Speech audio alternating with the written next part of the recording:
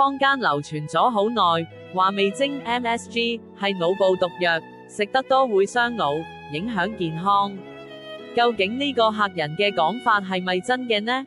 好多人一聽到味精，就會即刻諗起食完口渴頭痛，甚至有科學報告話佢會損害神經細胞。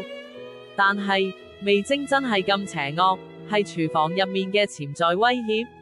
其實，味精嘅主要成分脯氨酸 glutamate 根本就係我哋身體本來就有嘅一種重要氨基酸。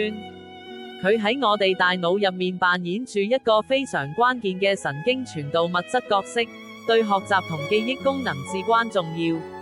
天然食物好似熟透嘅番茄、鮮甜嘅蘑菇同埋陳年芝士都含有大量脯氨酸，係鮮味嘅天然來源。經過幾十年嘅嚴謹科學研究，結果已經證實，喺正常食用量下，味精對人體完全無害。聯合國糧農組織同世界衛生組織都將味精列為安全嘅食品添加劑。